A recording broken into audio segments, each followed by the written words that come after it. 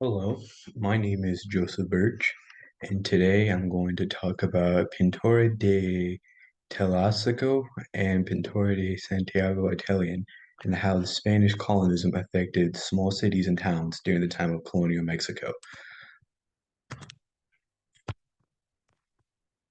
So, in this presentation, this is a slight introduction, but in this presentation, I'll be talking about both the maps Pintura de Teozacoalco and Pintura de Santiago.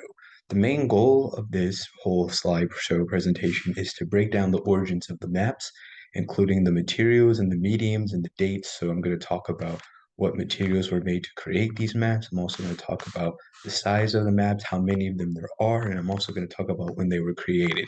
Then when all that is said and done, we're going to discuss both of these maps and talk about how the maps are both related to colonial Mexico history.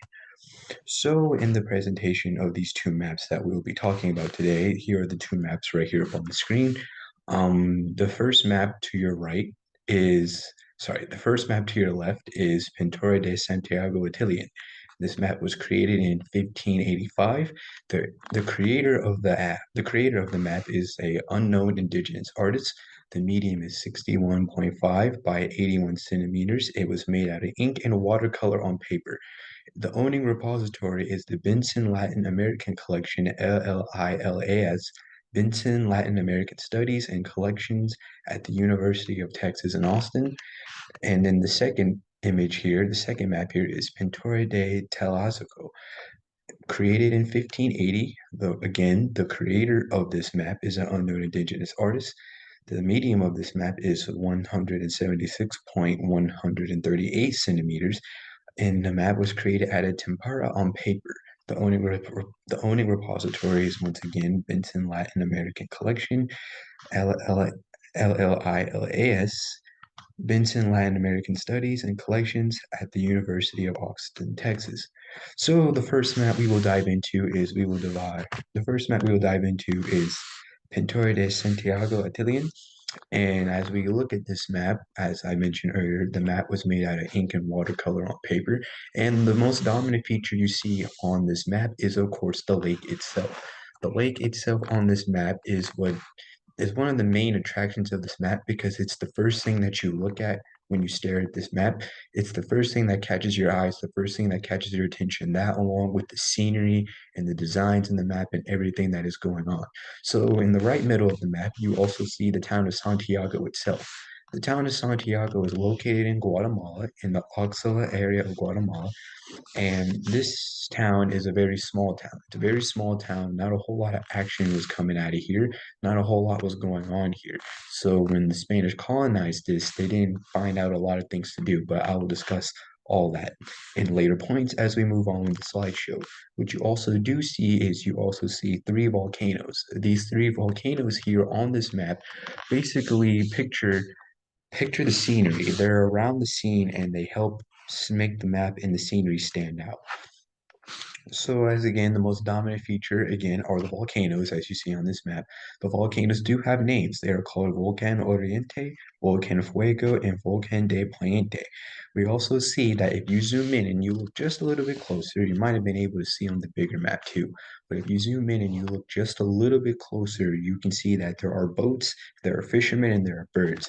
This is what the lakes were used for. They were used for people just fishing, finding things to do and finding exploration activities. And then, of course, here's another zoomed in picture on the birds. Here's another zoom in picture on the buildings and churches. As we can see, there is a church, and then that church is surrounded by government buildings along with the plaza, just right in the middle of it.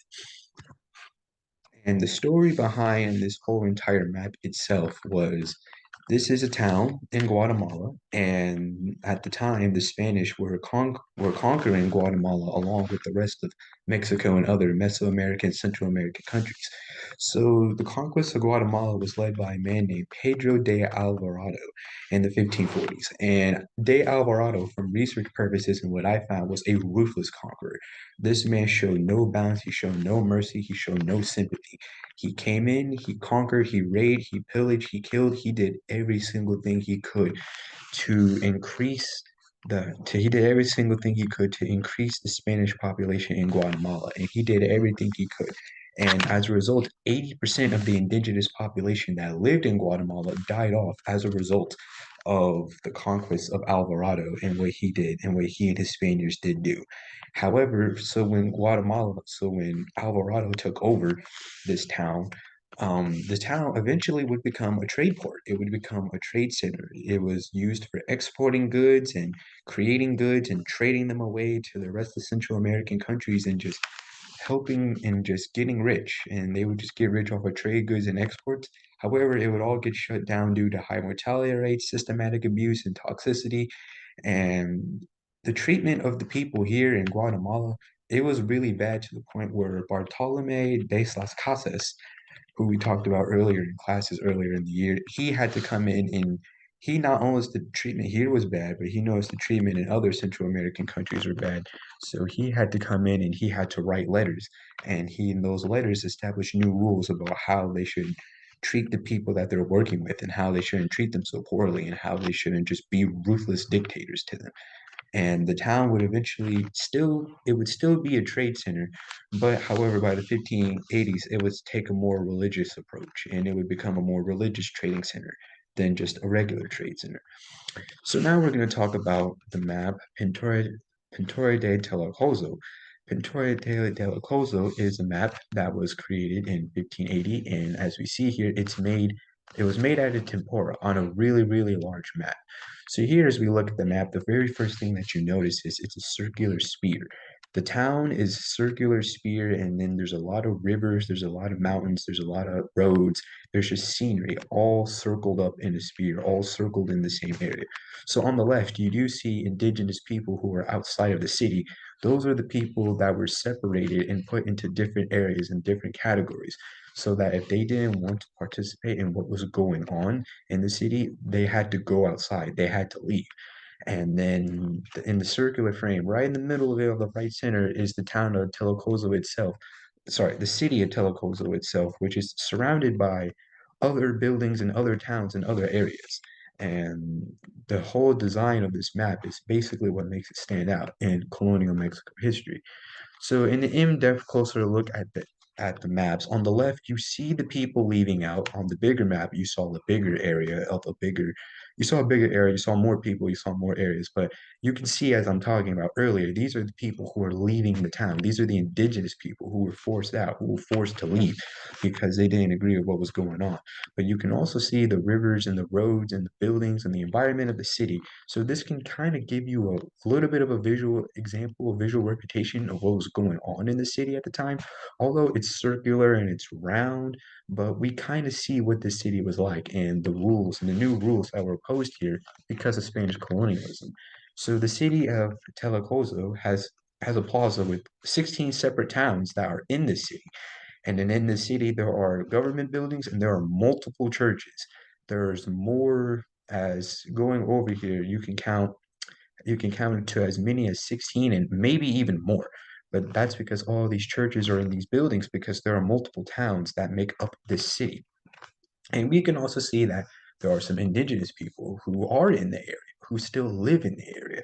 And they're all in the area and they live in this area because they have converted to Christianity and they have converted over to the Spanish colonism. They have basically accepted what is going on. And instead of fighting back and instead of opposing to what is going on, they just accepted it and just became a part of what was going on. And then the city and then the town, the story behind this is the Spanish colonism. It started in Telecoso in the 1520s. And this colonization was a little different than the others. What happened was the Spanish, they did colonize it, but they colonized it through a process of congregation. And congregation, it's basically a process where they took indigenous people and they separated them and those, as I was saying earlier, what they did was they took those who wanted to be there and they kept them in the area, and those who didn't, they had to leave. So, with this policy of scattering indigenous people around into compact settlements, those who didn't want to stay were moved into compact settlements while the others were still around in the city. And the point of this was because the plaza and the people, the Catholic Church basically played a role in this because they were the ones who came in and just changed everything that was going on in the city. And as a result of everything that goes on here, this is the impacts of these two maps. We can clearly see that colonialism has it doesn't have to always be violent for it to be a change, to be an impact. The first map showed the violence, the second map was more of a religious purpose. And because of these things going on in these small, tiny towns that didn't get a lot of attention because of the colonialism mainly happening in other bigger cities. But this is also just a thing that just because the colonialism is going on in bigger towns, that doesn't mean the same impact going on in those bigger towns isn't also happening in these small, tiny areas.